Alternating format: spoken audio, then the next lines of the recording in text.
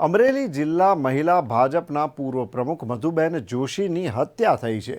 ધારી ખાતે બાજુમાં પાડોશીએ જ સામાન્ય બાબતમાં આ હત્યા થઈ હતી। ગંભીર ઇજાગ્રસ્ત હાલતમાં તેમને અમરેલી સિવિલ હોસ્પિટલમાં ખસેડવામાં આવ્યા હતા। મધુબેન જોશીનો પુત્ર પણ આ ઘટનામાં ઇજાગ્રસ્ત થયો છે।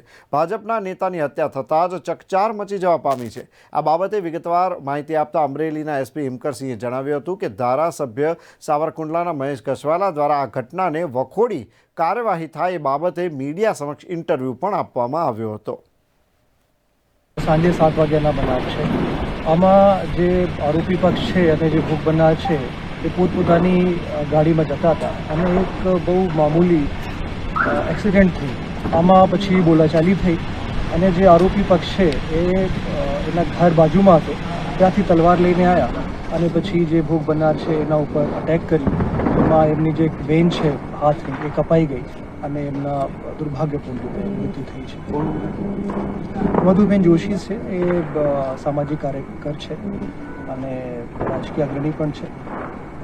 એમના દુઃખદ મૃત્યુ થયું છે અને એમના જે પુત્ર છે રવિ જોશી એ ઘાયલ છે પણ આઉટ ઓફ ડેન્જર છે। આરોપી ત્રણેય અમારી ગિરફ્તમાં છે। બે જે આરોપીઓ છે એમને મામૂલી ઇજાઓ થઈ છે, એ હોસ્પિટલમાં સારવાર લે છે, ત્યાં પોલીસની ગાર્ડ મોજૂદ છે અને જે ત્રીજો આરોપી છે એ પોલીસની કસ્ટડીમાં અત્યારે પોલીસ સ્ટેશનમાં છે।